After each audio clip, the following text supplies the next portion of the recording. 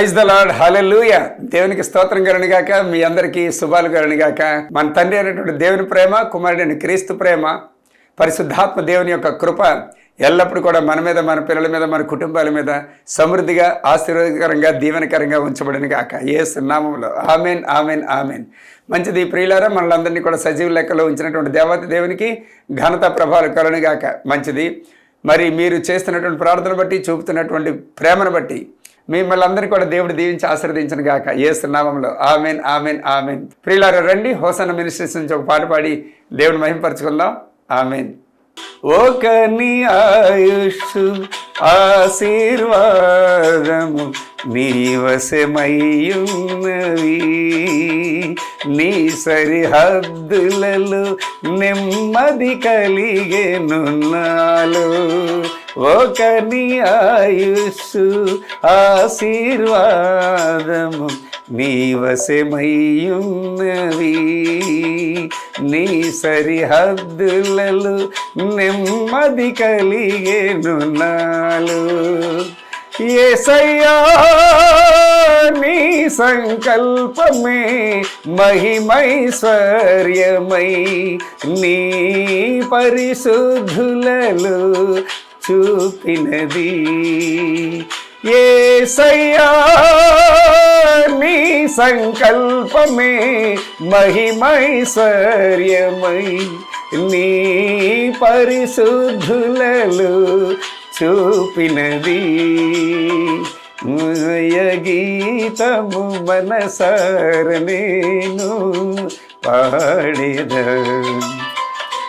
నా విజయముకై ప్రాణత్యాగము చేసావు నీవు, పునరుద్ధానుడనివే నా ఆలాపనా, నీకే నా ఆరాధన. ప్రియులారా రండి, దేవుని తెలియనటువంటి ప్రజలకి నా అనుభవంలో నుండి ఒక మాట చెప్పనివ్వండి. ప్రియులారా, దేవునికి స్తోత్రం కలుగుగాక. ఆ సర్వేశ్వరుడనగా, సర్వోన్నతుడనగా, సర్వసృష్టికి కారణభూతుడైనటువంటి వాడు, ఓంకార స్వరూపుడు, అదృశ్య రూపుడు, ఆత్మదేవుడు, ఆత్మ అనుగ్రహించినటువంటి వాడు, ఆయనకే సమస్త మహిమ, ఘనత, ప్రభావాలు కలుగుగాక. ఎల్లప్పుడూ కూడా ప్రభుని స్తుతించండి, గణపరచండి. ఆయన చేసిన మేళ్ళు, ఉపకారాలన్నీ కూడా జనములలో ప్రకటించండి, గట్టి శబ్దంతో ప్రకటించండి అని చెప్పేసి. ఎందుకోసం అంటే ఆయన మనకి తండ్రి అయి ఉన్నాడు, మన మనుషులమై ఉన్నాము కనుక, ఆయన దేవుడై ఉన్నాడు కనుక, ఆయన చేతులతో మన అందరూ కూడా తయారు చేయబడ్డాం కనుక, ఆయన రూపం మన మీద ఉంది కనుక, ఆయన ఊపిరి మనలో ఉంది కనుక, ఆయన యొక్క ఆరోగ్యం, ఆయన శక్తి, ఆయన యొక్క బలం అంతా కూడా మన దగ్గర ఉంది కనుక, ఆయన మనకి ప్రతి క్షణం కూడా అద్భుతం. నీ అంతలో ఇలాగున్నా అంటే దేవుని ప్రేమ, అది దేవుని శక్తి, అది నీ అంతటి నువ్వు అలాగ ఉండలేవు.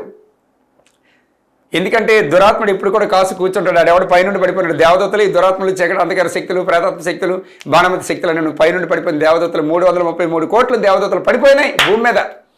అవే ఈ రోజు నీ బ్రతుకుతో నా బ్రతుకుతో ఆటాడుతూ ఉండేవి. ఒకప్పుడు నాతో కూడా ఆటాడుతుండేవి. ఇవేరా నిజం, ఇదేరా నిజం, ఇదేరా సత్యం, ఇదేరా సత్యం, ఇదేరా వెలుగు అని చెప్పేసి నన్ను ఆత్మీయనేత్రాలు తెరవబడకుండాను అబద్ధాన్ని నిజంగా నమ్మించేసి మోసం చేసేసి నా సమయాన్ని దొంగిలించాయి, అన్నీ కూడా దొంగిలించాయి.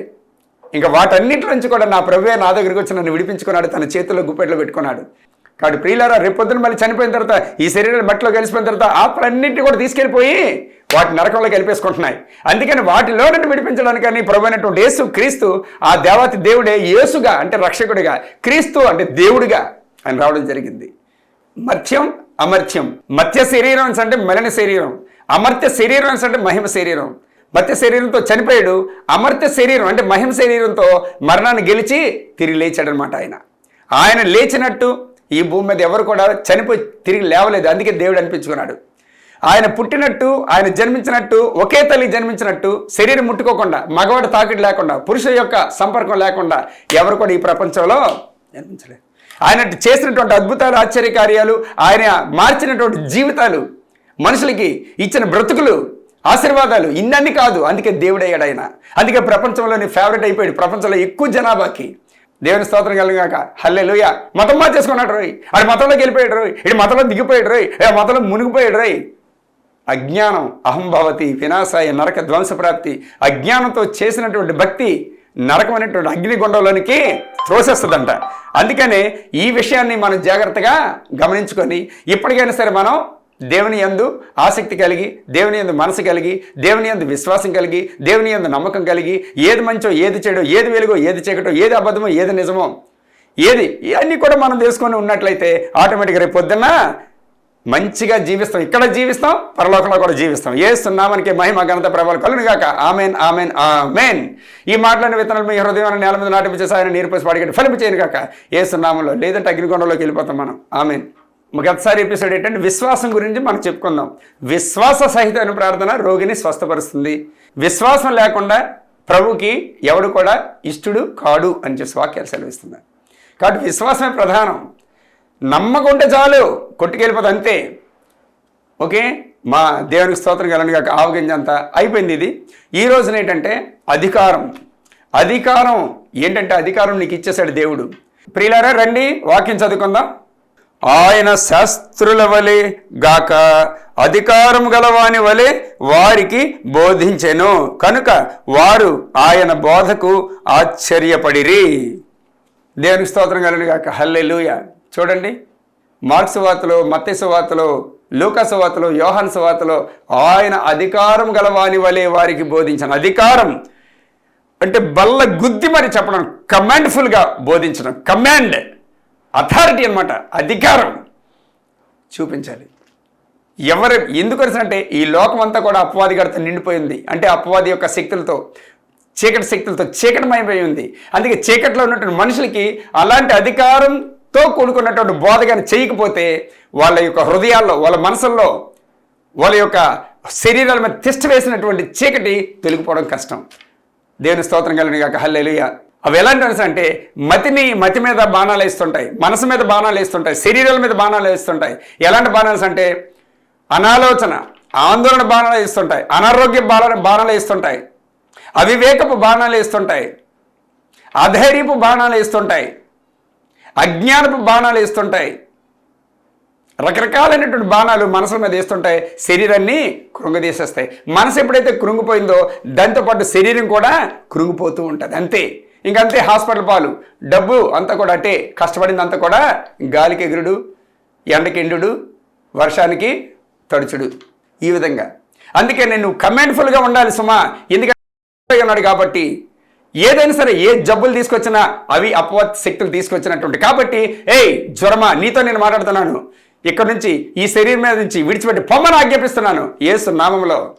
యేసు అన్నటువంటి 2 అక్షరాలు అనేటువంటి కీ నాకు ఇవ్వబడింది, నీకు నాకు ఇవ్వబడింది. కాబట్టి ఆ కీతోనే అవన్నీ కూడా ఓపెన్ చేయాలి. క్యాన్సర్ అనేటువంటి దెయ్యమా, యేసు నామంలో నేను గద్దిస్తున్నాను, పొమ్మని ఆజ్ఞాపిస్తున్నాను. శిష్యులకి అధికారం ఇచ్చాడు ఆయన. చూడండి, ఇక్కడ ఆయన తన 12 మంది శిష్యులను పిలిచి అపవిత్రాత్మలను వెలగొరుటకును, ప్రతి విధమైన రోగమును, ప్రతి విధమైన వ్యాధిని స్వస్థపరచుటకును వారికి అధికారము ఇచ్చెను. మత్తయి సువార్త 10వ అధ్యాయము 1వ వాక్యం. అంటే ప్రతి విధమైనటువంటి రోగాల మీద అధికారం ఇచ్చేసాడంట. అంటే అపవాదిగడు తెచ్చాడని అర్థం. అక్కడ నీ శరీరం మీద అపవాదిగడు తీసుకొచ్చిన రోగాలైనా, నీ శరీరం మీద అపవాది తీసుకొచ్చినటువంటి వ్యాధులైనా, నీ శరీరం మీద అపవాది తీసుకొచ్చినటువంటి జబ్బులైనా వాటిని వెళ్ళగొట్టడానికి అధికారం ఇచ్చాడు. ఆ అధికారమే మనం చలాయించాలి. అధికారంతోనే వాటిని గద్దించాలి. ఆయన గద్దించగా 8:26 మత్తయి సువార్తలో సముద్రమును గాలిని ఆయన గద్దించగా వాటి పొంగు అణిగిపోయిందంట. ఇక్కడేంటంటే జబ్బులు గద్దించమంటున్నాడు. శరీరం మీద జబ్బులు, వ్యాధులు, రోగాలను గద్దించమన్నాడు. క్యాన్సర్, థైరాయిడ్, గ్యాస్ట్రిక్, పో నా శరీరం మీద నీకు అధికారం లేదు. ఆల్రెడీ నా తండ్రి యెషయా గ్రంథం 53:4-5 ప్రకారంగా నా వ్యసనాలు భరించాడు, నా వ్యాధులు భరించాడు, నా రోగాలు భరించాడు, నా అతిక్రమ క్రియలన్నింటిని బట్టి ఆయన అప్పచెప్పుకున్నాడు, నా దోషాలన్నింటినీ కూడా క్షమించాడు ఆయన. నీకు నా శరీరం మీద నీకు అధికారం లేదు. నీ అధికారం అంతటి కూడా యేసు నామములో నేను రద్దుపరుస్తున్నాను. అధికారం అంతటి కూడా నా కాళ్ళ కింద అణగదొక్కుతున్నాను యేసు నామములో అని చెప్పి నువ్వు ఎప్పుడైతే అణగదొక్కవో వెండిపోతాయి. అదేవిధంగా మనసు మీద బాణాలు వేస్తాడు. విచారము, బెంగ, బెగులు, చీకు, చింత, కృంగుదల, నిరాశ, నిస్పృహ, అవమానాలు, ఇబ్బందులు, ఆందోళనలు ఇవన్నీ కూడా మనసు మీద బాణాలు వేస్తాడు. వాటిని కూడా నువ్వు అదే విధంగా గద్దించాలి.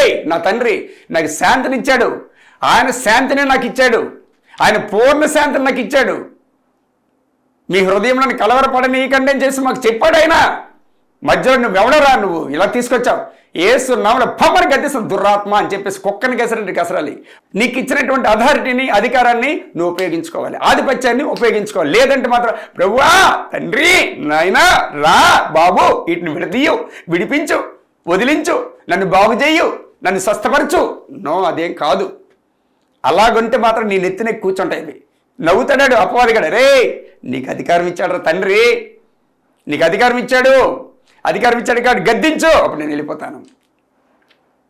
ఒకసారి అయితే నాకు తెలియకుండా, అంటే నాకు తెలిసి ఇది పడుకొని లేచాను తెల్లవారి, ఇదంతా కూడా పట్టేసింది, బ్యాక్ సైడ్ అంతా కూడా పట్టేసింది. లేవలేను, కూర్చోలేను, నడవలేను, నిలబడలేను.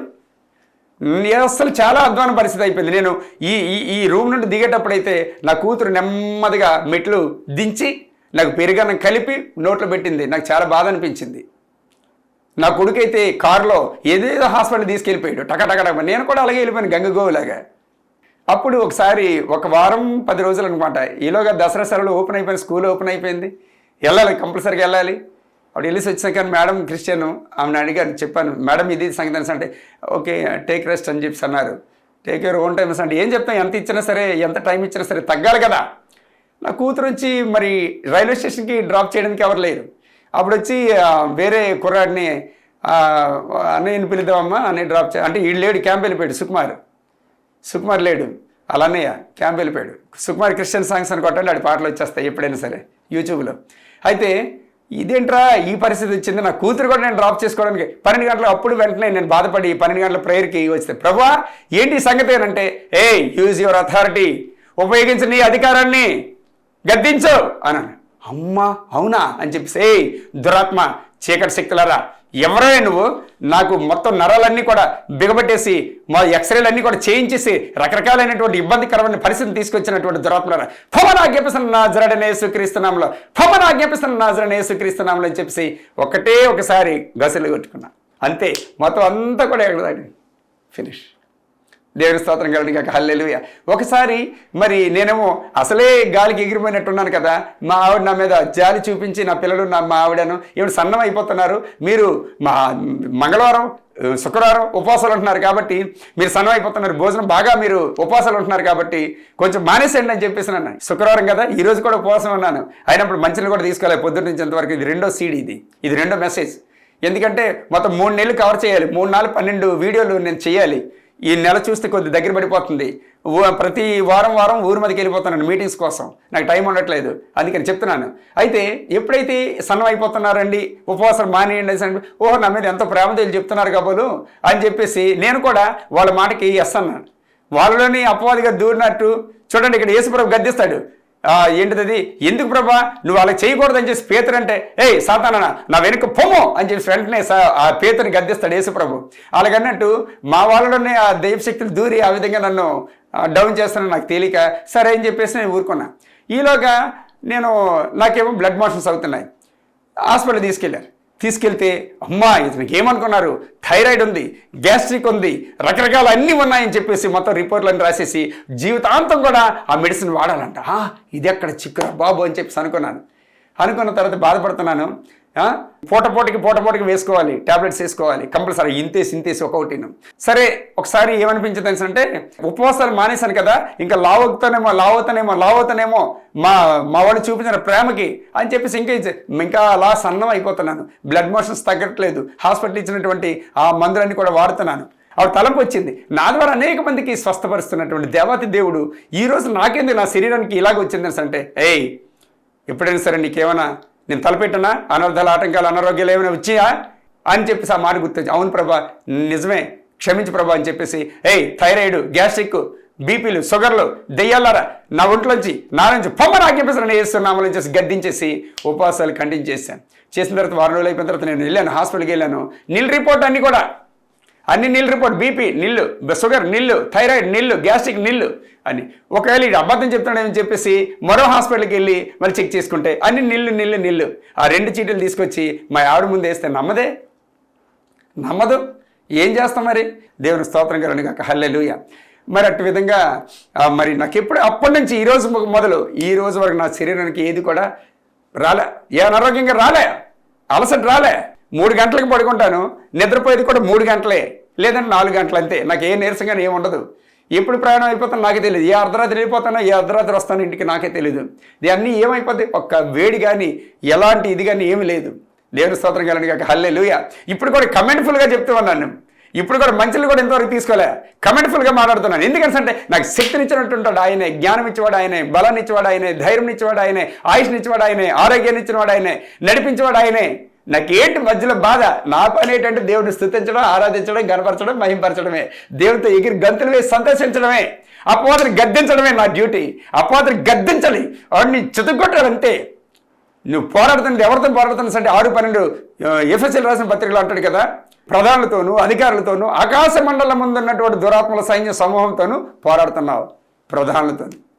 కాబట్టి దానికి ఏంటంటే ప్రభుత్వాన్ని ఎప్పుడైతే నువ్వు కలిసిపోయావో ఇంకెవడు కూడా నిన్ను ముట్టుకోవడానికి అవకాశం లేదు. ప్రభు ఒళ్ళని ఎప్పుడైతే నువ్వు నిద్రపోతున్నావో ఎవడు కూడా నిన్ను ముట్టుకోవడానికి అవకాశం లేదు. ప్రభు చేయి పట్టుకుని ఎప్పుడైతే నువ్వు రౌండ్గా తిరుగుతూ ఉన్నావో నిన్ను ఎవడు ముట్టుకోవడానికి అధికారం లేదు. ప్రతిదీ కూడా తండ్రితో ప్రేమ, అపవాదిని గద్దించడం, ఓకే, రోగాల మీద అన్నింటి మీద కూడా అధికారం కలిగి ఉండడం, ఇదే నీ తాలికి. ఇది వాక్యం చదవడం, వాక్యాన్ని తీసుకోవడం, ఆత్మచేత గద్దించాలి, ఆత్మచేత ప్రార్థన చేసి గద్దిస్తే పడమంచలు అయిపోతాయి. హల్లెలూయా. దేవుని స్తోత్రం కలుగును. అందుకని వాక్యాలు బాగా చదవాలి, అధికారంతో కూడుకున్నటువంటి వాక్యాలు మనం చేజిక్కించుకోవాలి. అది ఇందులో ఉన్నటువంటి స్తోత్రం, ఇందులో ఉన్న రహస్యం అది. ఎందుకంటే జీవం కలిగినటువంటిది, అది జీవం కలిగినటువంటిది. కాబట్టి నీ నోటి ద్వారా దాన్ని ఉచ్చరించాలి.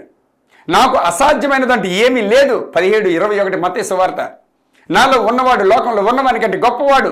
1 యోహాను 4:4. నాకు పాములను తేళ్లను త్రొక్కుటకు శత్రు బలవంతుడి మీద నాకు అధికారం అనుగ్రహింపబడింది. 10:19 లూకా సువార్త.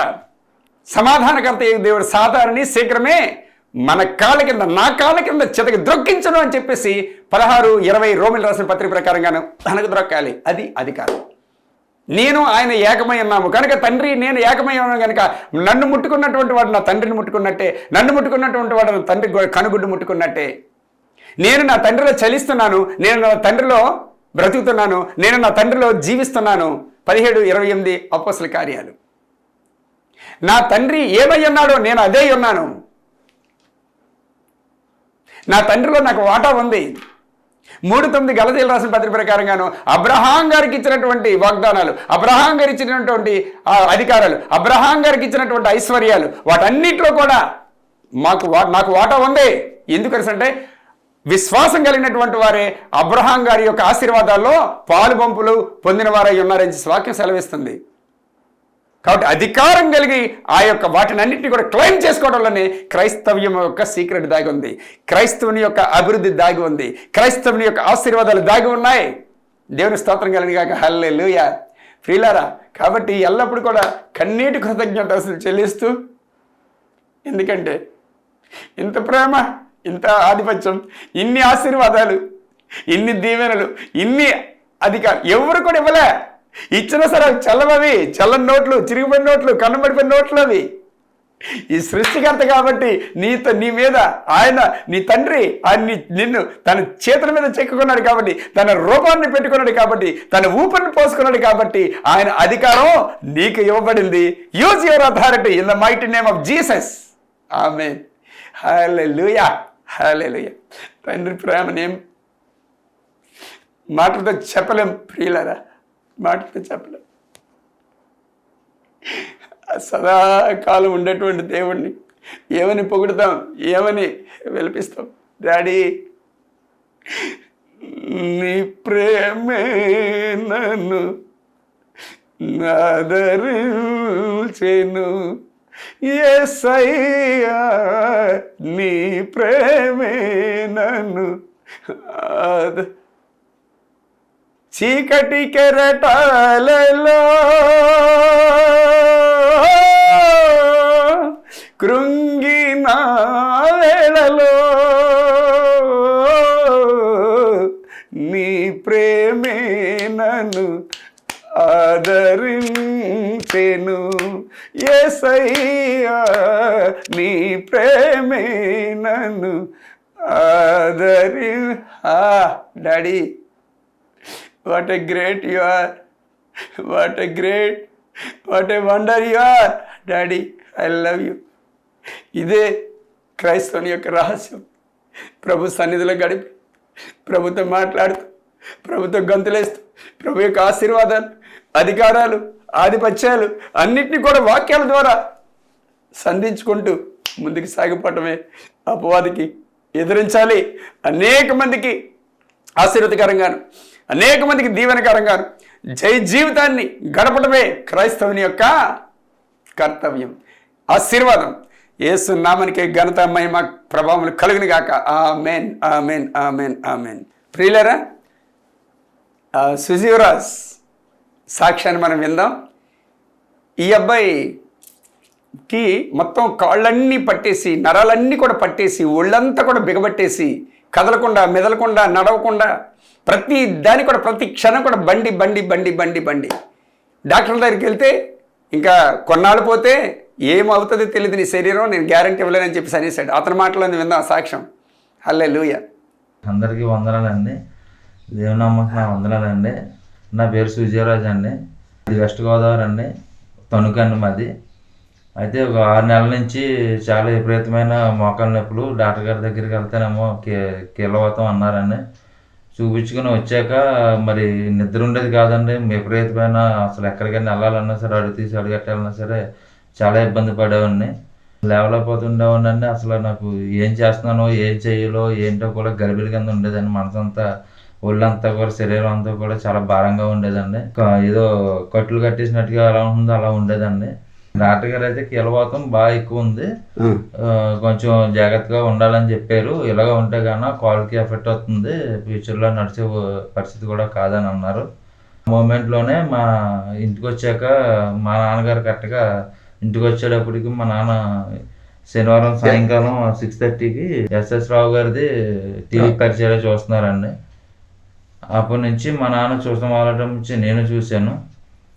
ఆయనతో కూడా మాట్లాడానండి, ఆయనతో కూడా ఫోన్ చేసి ప్రేయర్ చేయించుకున్నాను. అలాగే మరి మా నాన్న ఆయన దగ్గరే బాప్టిజం పొందుతాను అన్నారండి. అలాగే మరి మేము బయలుదేరి వెళ్ళామండి విజయనగరం. అక్కడికి వెళ్ళాక ప్రేయర్ చేస్తున్నారు. ప్రేయర్ అయిపోయాక ఆయన పాస్టర్ గారు వచ్చి నా మీద చెయ్యేసి ప్రార్థన చేశారండి, తైలం పోసి. వెంటనే రిలీఫ్ వచ్చిందండి. నా కాల్లో ఉన్న వాపు, చీలమండలో ఉన్న వాపు, ఎన్నుపోసుకున్న నొప్పి, నా ఒంట్లో ఉన్న భారం అంతా ఒకసారిగా రిలీఫ్ అయిపోయిందండి. ఆయన చెయ్యేసి ప్రార్థన చేయగానని నాకైతే చాలా స్వస్థత వచ్చింది. ఇప్పుడు అంతా బాగుంది, తేలిగ్గా ఉందండి మొత్తం అంతా. ఎస్ఎస్ రావు గారిని మరి దేవుడు ఎన్నుకుని నా పట్ల ఆయన ద్వారా నాకు ఈ కార్యం చేశారండి దేవుడు. దేనికే స్తోత్రం అండి. దేవుడి సాక్ష్యం దీవించి ఆశీర్వదించను గాక. ఆమేన్.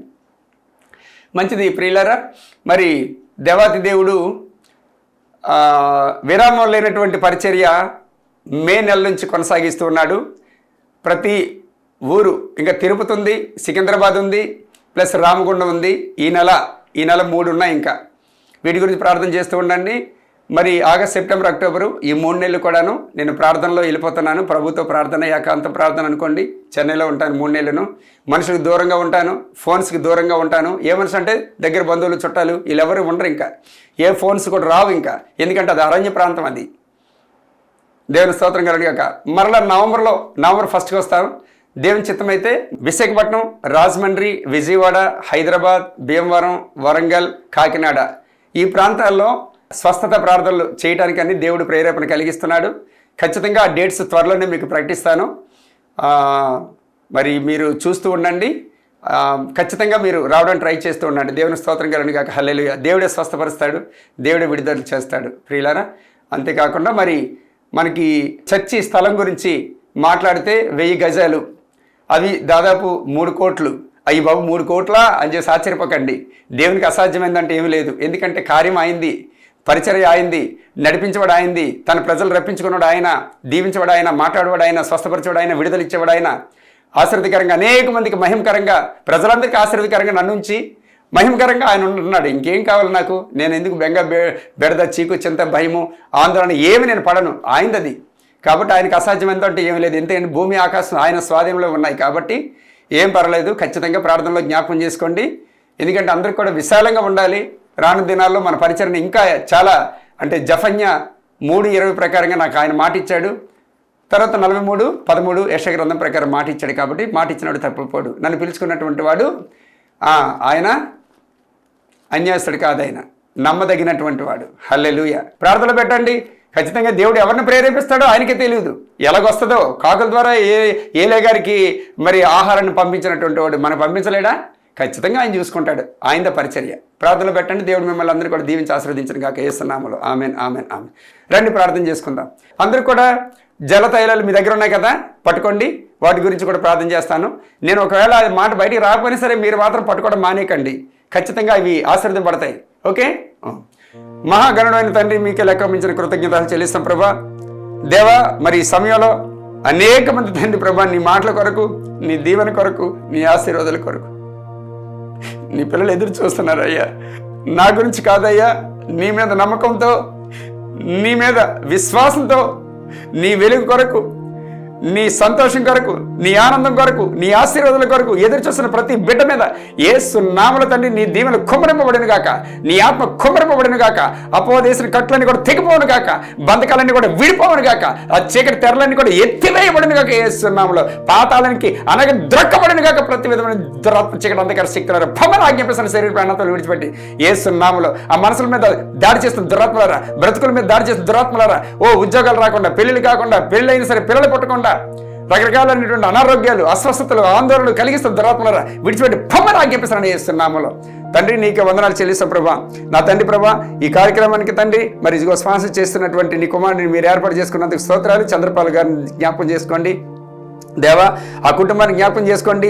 వారి యొక్క శరీర ప్రాణాలన్నింటినీ కూడా పేరు పేరు మీరు జ్ఞాపకం చేసుకోమని, మతి స్థితి గతి అంతటిని కూడా దీవించి ఆశీర్వదించి అభివృద్ధిపరిచి వారు చేస్తున్న ప్రతి పరిచర్ని కూడా నాయన 30 దింతలు 60 దింతలు 60 దింతలు 100 దింతలు ఫలింప చేయండి ప్రభా. మీకే వందనాలు. అంతేకాకుండా ప్రభా, ఇగో నా తండ్రి ప్రభా, నీ ప్రార్థన స్థలం ఎంతమంది అయితే గుప్పెళ్ళు ఇప్పించబోతున్నావో, ఎంతమంది ప్రేరేపణ కలిగించబోతున్నావో, వారు, వారి పిల్లలు, వారి కుటుంబాలు, వారి రక్త సంబంధాలు అందరూ కూడా దీవించబడతారు కాక, యహమందును పరలోకమందును కూడా నా తండ్రి ప్రభా, ఆర్థికంగా, మానసిక, శారీరకంగా, ఆత్మీయంగా, యేసు నామములో వారు దీవించబడతారు కాక, ఆశీర్వదింపబడతారు కాక, వారి పిల్ల పాపలు అందరూ కూడా సంతోషించేత, కుటుంబాలు అందరూ కూడా దీవించమని, దూర ప్రాంతాల్లో నివసిస్తున్నటువంటి వారందరికీ కూడా ఆ ఆరోగ్యం, మానసిక ఆరోగ్యం, ఆర్థిక అభివృద్ధి, ఆత్మీయ స్థితి అనుగ్రహించండి ప్రభా. దీవించండి ప్రభా, ఆశీర్వదించండి ప్రభా. యేసయ్య నామమును బట్టి స్తుతిస్తూ ఆ యొక్క జలతైలాలన్నీ కూడా పరలోక ఔషధంగా మారిపోవును గాక, యేసు రక్తంతో నిండిపోవును గాక, పునరుత్థాన బలంతో నిండిపోవును గాక. ఎక్కడ వినియోగించినా, ఎక్కడ ఉపయోగించినా, వేటిని తాగినా సరే అవన్నీ యేసు నామములో ఇమిడియట్గా విడుదల కలుగును గాక, విడుదల కలుగును గాక. చీకటి శక్తులు పారిపోవును గాక యేసు నామములో. మహిమ పొందుకొని రాజు యేసయ్య నామమును బట్టి స్తుతిస్తూ వినయపూర్వకంగా అడిగి వేడుకొని పొందుకొని ఉన్నాను తండ్రి. Amen amen amen. తండ్రి, కుమార పరిశుద్ధ అంతర్యామి దీవెనలు మనకి, మన పిల్లలకు, మన కుటుంబాలకు, మన రక్త సంబంధాలకు, ఇరువారికి, పొరుగు వారికి, రానుండు తరతరాల వారికి సదాకాలం తోడే ఉండి గొప్ప అద్భుత ఆశ్చర్యకార్యాలను కూడా జరిగిస్తూ ఆయన నామానికి మహిమ ఘనత ప్రమాణాలు పొందుకుందరు గాక. Amen amen amen. Praise the Lord. దేవుని స్తోత్రం కలుగును గాక. ఆమెన్.